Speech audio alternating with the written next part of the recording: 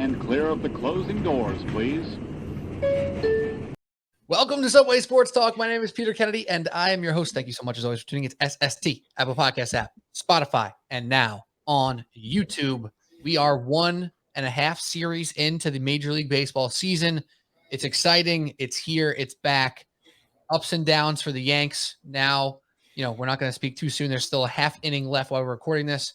Possibly going to be 2-2. Mets blow the 4-run lead against the Phillies. Now they're up to 3-2. All in all, a positive vibes only type of weekend for the first weekend in New York for baseball. I see some side eyes from Andrew Calagna, maybe not feeling as hot as he wanted to be with the New York Yankees. But we're going to start nonetheless with the New York Mets. Up until this point, the pitching has been pristine for the Mets, despite now having 2 losses. The starters crushing it out of the gate. The only earned run so in the first 3 starts was Max Scherzer giving up a home run. Taijuan Walker with a good 2 innings, then goes out with the injury. That's obviously something to monitor, even though Drew Peterson came in and really was lights out for a little while there. So with the Mets here, Drew, what my big takeaway is right now is the lineup looks deep. I didn't introduce you guys, did I? Andrew Calagna, Alec Argento. I'm trying to be quick here, trying to be more efficient with the YouTube style stuff going on here. But hey, Alec, Andrew, it's talking baseball. We know who's here. So Andrew, the Mets, the pitching's been good. The hitting looks deep, even though it's not like the runs are piling on like crazy, but the lineup looks like it has some real meat to it. So what's the original reaction here 5 games in for the New York Mets? You have to love the starting pitching, what you've gotten so far. McGill was a real surprise on opening day. I didn't realize he threw as hard as he did. He was throwing gas on opening day, and that was super surprising. And then, last podcast I was talking about Chris Bassett. And Chris Bassett he was exactly what the Mets needed. He went out there, he was efficient. He struck out a bunch of guys. He gave them length so they didn't have to continue to use the bullpen. And obviously, Joely Rodriguez and Seth Lugo today didn't really have it, but it's still a strong performance overall by the Mets pitching staff. And Mark Canha's, he's been hot. He's hitting 570 to start the season. So exactly what you want from a great guy. And same with Starling Marte too. He's had some big hits as well. So definitely, again, this latest loss and blowing a 4-run lead is not exactly what you want, but all things considered, it's been a much more positive couple days for the Mets than I would say the Yankees. The one thing that I started to allude to before, and you got into a little bit too, is the lineup. And really the depth is going to be the big winner for me here into the early part of the season with the Mets. It really feels like no matter where you are in the lineup, maybe, not including the 8 and 9 hole, but 1 through 7, even sometimes 8, depending on who they roll out there in a given day, it feels good. It feels like you have competent, everyday ready hitters throughout the entire lineup. Even when you're mixing in the Guillormes of the world, J.D. Davis has been in and out, and there's going to be obviously a lot of maneuvering. Dom Smith didn't play the first 2, then he played a couple in a row. So there's a true depth here.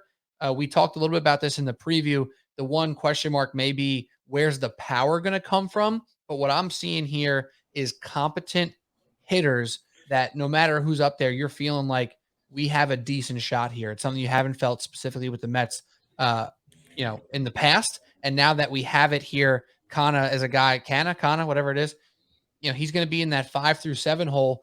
I mean, he's not like he's going to hit over 500 all year, but he's a truly competent professional hitter. That's looking like one of the big things for me, despite maybe a lack of power. But man, this team can hit all over the field and really do it in old fashioned style. Good job, guys. I was waiting for Alec because Alec said a word. Yeah, it didn't get thrown to me. If it was thrown to me, I was ready to talk. Just threw it anywhere. Somebody catch it. Yeah, I refuse to buy into for any team right now that like you got to feel good or bad about anything unless you're seeing something that's super glaring.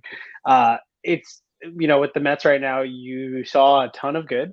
There were some head scratcher moments the past couple of days with Alonso getting the yips at first in that inning that kind of blew the game, and some bullpen usage and everything like that today. But ultimately, this is like still straight spring training in terms of guys getting warmed up and everything. And I refuse to just panic or estimate a team. I mean, ultimately, they played the Nationals. You can't fault them for playing the Nationals. They looked well against, like they played well against the Nationals, but the Nationals are still a lower tier team in the league, and you just can't take super stock in that. And then they played the Phillies today, just like the Yankees played the Blue Jays. They played good teams today, and they lost, and that's okay too, right? It's okay to lose to a good team. The season's still super early. Starters are not going deep into games. You just got to let things go out, right? I'm just not gonna. I know I get kind of a reputation of being like a Yankee fan who's just going to overreact to everything sometimes, but I don't know.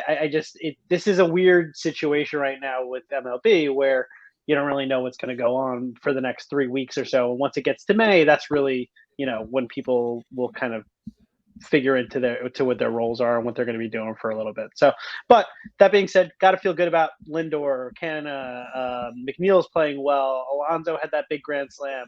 The pitching's obviously been stellar, but just let's see how it goes over the next couple of weeks before we make any estimations on what they're going to be. And one more thing, I think the main positive for the Mets is Buck Showalter, and being that calming presence and being that guy that the players are confident that has their back. When Lindor got hit in the face, the first guy out of the dugout was Buck Showalter, screaming, having his guy's back, and just knowing that. He had very low tolerance for his team getting hit all weekend, and it showed. And he was that guy that led them out of the dugout. To sometimes you have to stick up for your team, and sometimes you got to get into a fake brawlish kind of thing to kind of rally the team together. And that's exactly what the kind of leadership that the Mets were sorely missing the last couple of years. So it was great to see Buck just immediately kind of take the reins and get the troops all pointed in one direction. It segues perfectly back to the Chris Bassett point that you were making before and how good and strong he looked in his first start. And he's a guy that, let's be honest, I'd say 95%, 90% of Mets fans had never seen pitch an actual game before. Maybe they saw some highlights. Maybe they caught a random game here and there. But realistically, most Mets fans probably never saw him pitch. I know I had never watched him more than like seeing a couple clips on Twitter. Loved his stuff. Loved his demeanor. And that's what I want to key in on here for a second. The Buck Showalter Bassett demeanor that we felt in that first series was palpable. Bassett, after that game, saying how when Juan Soto was up at the plate in a key moment, he went down 3-0 and he didn't care that it was Juan Soto, basically not the only, but one of 2 or 3 dangerous hitters in that lineup. He went right at him, ended up striking him out. And he said, listen, I've faced Ohtani, I faced Trout, I've been in a good division. I'm not going to be scared of anyone. I'm going to go at whoever I want. And it feels good to be on a team that has that same demeanor. And, it was a weird moment in the first series to have the 2 hit in the head pitches there, Alonso and Lindor, but it almost galvanized them early. Obviously, like Alex said, it's so early to care too much about anything too specifically, but the vibes are right. And the Buck Showalter point is a great one, Andrew. They came off back-to-back new managers, rookie managers, guys who have no experience in this game as leaders of men, as heads of organizations in Callaway and Rojas. They went the complete opposite direction. Also a guy who, is a modern baseball thinker. They were talking about it on the broadcast tonight. He's flipped franchises over and over again. Now, has Buck Showalter got to the promised land? No. That is something that is still not on his resume, and he wants to get it on his resume with the Mets. But he's had a history of taking franchises to much better places than they were before. And off the jump, you got to be feeling decent about it, even with the blown lead, even with, playing the Nationals. And Alec, I've heard you say this. We'll segue this into start talking about the Yankees in a minute. I've heard you say this every single year since I've known you, and we've been talking sports. You can't win a season in April, but you can lose one. And especially with the Mets and Yankees both playing division rivals in these first 2 series, it feels even more important, right? If the Mets were playing the Diamondbacks right now and they lose 2 out of 3, it's not great, obviously, but it's not going to come back to bite you as much as it would losing 2 out of 3 to the Phillies, the Marlins, the Braves, etc., the Nationals, because these division games are going to be so important, especially in the AL and NL East. So with all the things you said before about not overreacting, I was working with Chris Lepresti on The Fan. He opened up his show by saying, I feel like Bart Simpson. I will not overreact to the first weekend of baseball. I will not overreact to the first weekend of baseball. I will not overreact. Well, we got to have some sort of reaction. So, Alec, 2 outs in the bottom of the 9th here with the Yankees. I'm sure by the time we finish your point, this game will possibly be over with the big bat of Kyle Higashioka at the plate. Not to put you on that type of weird spot, but as far as positive vibes, for the most part with the Mets, with some negatives that need to be wrinkled out or ironed out, what's the thoughts for you in Yankee land? Positive vibes for the most part, or you just don't really, you're not Yeah, they lost today to Alec Manoah, who's awesome. I think he's still a rookie. I think he's a big rookie of the year candidate coming into the year. They lost just now, in case anybody's live listening to what's going on. But I mean, you took two out of three against the Red Sox. You came back. You had some fire, some comeback wins, some little bit of intensity that they've been lacking. You're seeing good things out of players that you want to see good things out of, right? You're seeing Rizzo looking awesome to start the year. The bullpen has been absolutely insane this year so far, which you knew was going to be a strength coming in. I think it looks bad because it's 2-2 right now, but they won their first series and they're playing the division favorite right now, and they lost one. Right, it's a 4-game series. You got to see how that turns out, but I'm excited. I kind of talked myself into being excited in the last podcast with just kind of laying it out objectively for not just for everyone else, but also for myself to not overreact to the annoying things that have happened. But the pitching's been fine. I think a lot of the issues that we're having right now are pitchers are coming in and giving up 2-3 runs in the first 2 innings because they're not comfortable and they're not stretched out, and then they come out of the game in the 3rd or 4th inning or something like that. That stuff will iron itself out, right? It's just how it is. You can't be upset with Jameson Taillon for giving up 2 runs today. It's not that big of a deal, right? It's just more so that the offense needs to come alive. So give it some time and assess the situation in 2-3 weeks, right? If they're under 500 by 4 or 5 games in 2 or 3 weeks, then yeah, I'm going to panic, right? But if they're 2-2, 4 games into the season against division rivals, that's not bad. At least they're not 0-4 against division rivals, right? I guess so, but I don't know. Brian Cashman totally killed my fucking buzz today, with the comments he had to go in and make on our friends at WFAN today with Carton and Roberts, that he said, we never made an official offer to Correa. We never and I was fine. I was more than happy with the way Rizzo was playing, but then you come out and say we never even made an offer to these guys, and then coming out and saying that the Steinbrenner Bennett has done nothing but step up time and time again and could be at the highest level for the best players. It's 2 contradictory statements here. You completely killed he killed the vibe today, Brian Cashman, and that's something I really didn't appreciate. I was very optimistic. I was very happy about it. And then tonight, it was just a reminder that Aaron Boone is still a bad manager. You had Richards, who was on the ropes. He walked the first 2 guys. So he was the first 2 guys of the inning, so you couldn't take him out.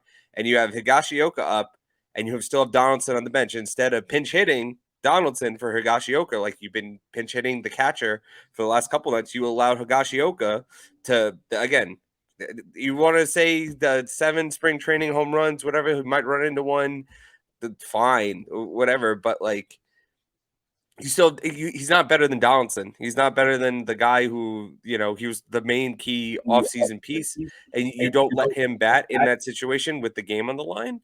I don't understand that move. And then you pinch hit him after the fact, so Toronto can go bring in their righty dominant guy in Simber that dominates right-handed hitters. So you played right into the hand because you didn't want to pinch hit Kyle Higashioka, who struck out 2 in this game. And to watch this guy could potentially get 500 bats this year, it's going to kill my soul to watch that happen on a day in and day out basis. And and I, the first couple of games, I can appreciate them pinch hitting, and obviously there's always going to be one hitter that shouldn't be on the bench every single day. And Boone, maybe the first couple of games, he's picked the right spots, but today he did not pick the right spot to use that pinch hit batter. And it just proves to me that he's still not a good manager, and that's what worries me. And again, this is 4 games, this is me overreacting, but the vibes are just not they're not what you want this early on in the season. Again, Rizzo's been great. Taillon showed a lot, and even Sevy, I liked what I saw from him starting wise, and the bullpen is obviously still going to be a strength this year. But again, you're always playing from behind when you have a bad manager and you're not confident in his ability to get the most out of the players that he has on the bench and to put them in the right spot to succeed. So that's what kind of him and Cashman really killed my vibes today. I think coming into today, before this game happened, you would not have felt this broken about the Yankees right now. I don't care what Cashman says. I don't care what Boone says in the media. It doesn't affect me. But so if you look at it in the way that I felt good this morning after 2 of 3 to the Red Sox, and then okay, we were 0-1 today, right? We lost the game. We were at a 50-50 shot of winning the game, and we lost it. If they lose this series, this 4-game series, it's a different story. It's the first game of the series. You have to look at it separately. They win this series. They've won 2 series against division rivals. They still can very clearly win this series. They can tie this series, and that's fine too. I think it's so like I'm not going to hit the panic button on that, especially when there's other things that I care more about, like Oh, I'm not panicking. I just the vibes are just not what I. But they had 2 comeback wins. They had 2 comeback wins. So like the vibes were great going into today, right? I don't know. I thought so at least. I think everyone was there. They had a game where they lost. They didn't get blown out. They lost 3-0. It was a low scoring game on both ends. If you look at on the contrapositive, the Blue Jays were held to 3 runs. The Blue Jays had like 1,000 runs in the first 3 games. That's a good game for the Yankees. The bats just didn't come alive. It's not. And we'll see how it goes in game 2, 3, and 4. But if you lose with your 4 pitcher, it happens. It just it's not that big of a deal. That's how I feel about it, at least. Listen, you're definitely right. But Alec didn't write on the board, I will not overreact to the first couple games. He wrote, I will overreact. And the vibes are off, brother. So let him have his moment. The vibes are not right. I asked for a vibe check, and Andrew checked the vibe. So take your positive vibes, Alec, and go to sleep, you sleepy guy. It's ambivalent vibes. No, you're 100% right, and you're being the voice of reason, Alec, 100%. And the real role reversal here on this.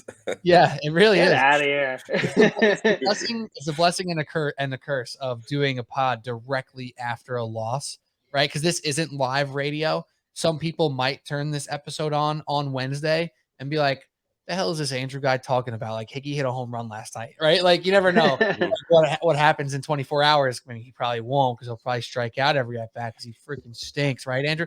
But exactly. Thank you. No, but you're right. And the thing is with the Mets, like, starting pitching health is a concern. DeGrom already out. Taijuan Walker, after looking good for 2 innings, out. Now it's like, damn, we're already going into the depths even further of where we were. With the Yankees, it's like, who are we going to play, where, why, and when? Because we have this like extra guy or 2, and then are we going to push the right buttons? And maybe the buttons were pushed correctly a couple times already.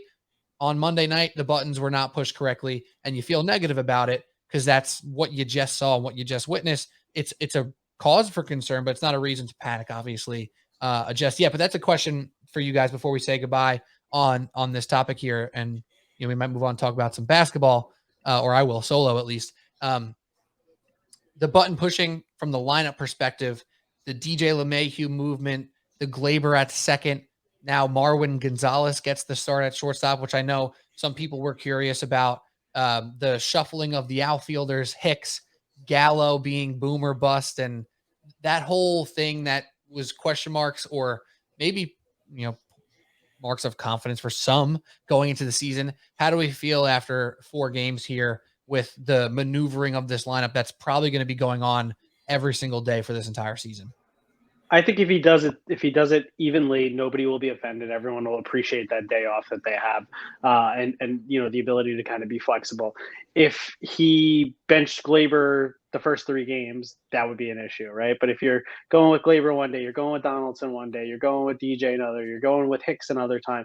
As long as you do that, and then you keep the important bats like Judge and Giancarlo into the lineup as much as possible, I think you're fine. And that's going to be something. I mean, listen, if you want to say you have no confidence in Boone to figure out the right buttons to press, totally fine. We'll not argue that.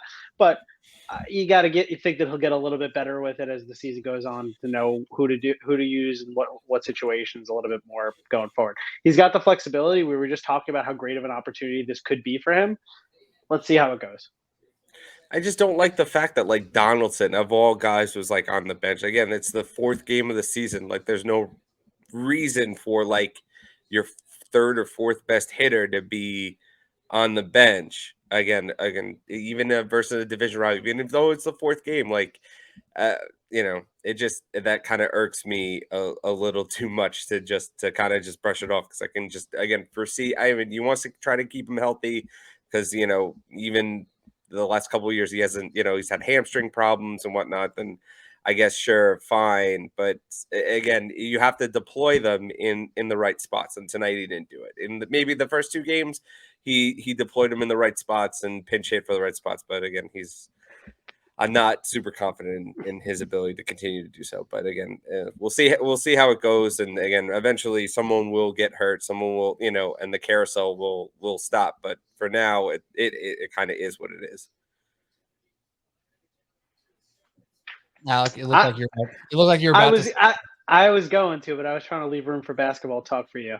Oh, don't worry. I'm going to go for another hour on basketball talk alone. Don't worry about it. No, last question for you guys is there one person, positive or negative, out of these hitters who have been shuffled in? And, you could leave out Judge and Stanton. Judge has been whatever so far. Stanton looked really solid, I thought, from what I've seen. Any one person jump out? I know you already mentioned Rizzo, so maybe leave him out too. Who you feeling good about, feeling like could be one of those guys who is going to want to be in the lineup as much as humanly possible out of the LeMahieu's, the Glabers, that whole crew of the secondary guys in this lineup rotation? I'll say one thing. The Yankees got BABIP to death in that Red Sox series. Verdugo was snagging everything in left field. Donaldson and Gallo had quite a few hits that were directly at Verdugo somehow, and not even directly, but he just chased them down. So they're swinging the bat right. We'll just see if the balls start landing.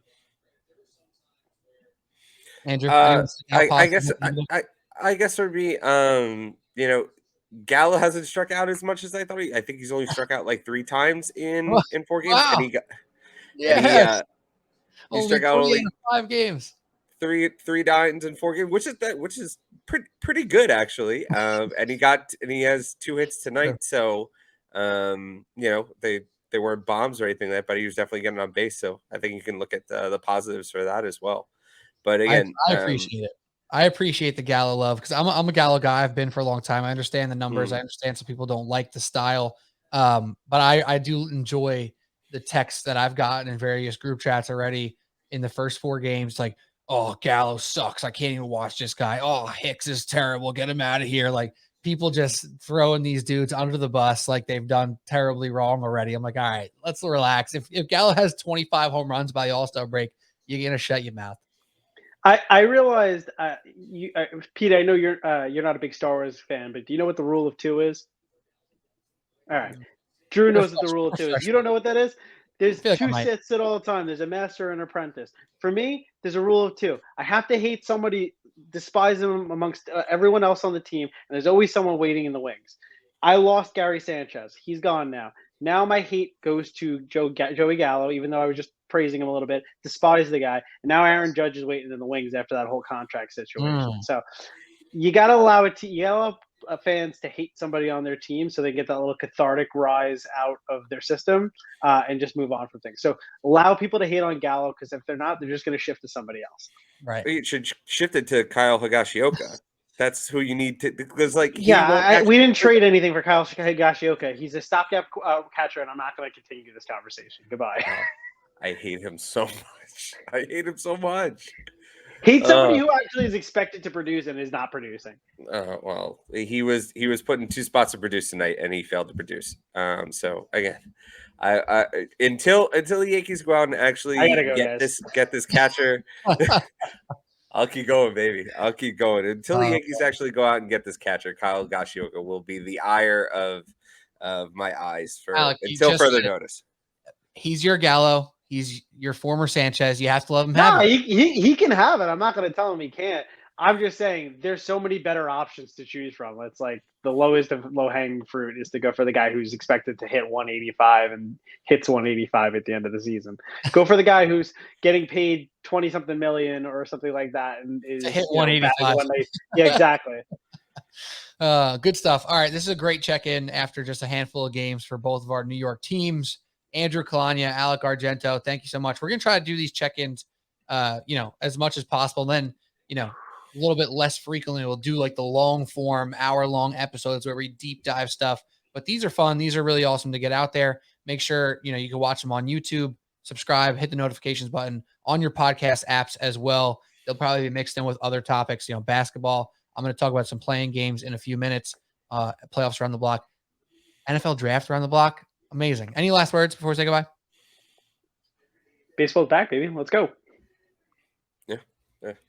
Well, again, the Yankees have a tactically bad manager who has to utilize pinch hitters on a nightly basis. It's a recipe for disaster. But it's entirely too early to panic. But everyone should be concerned. And there it is, Andrew Calagna, the biggest complainer of the first 4 games. Thank you very much. No, I feel you, Drew. I feel you. I had to give you the Oscars moment there for a quick second.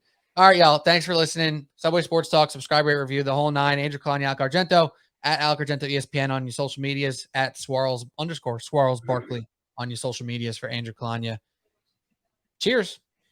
See ya. Bye. Thank you very much.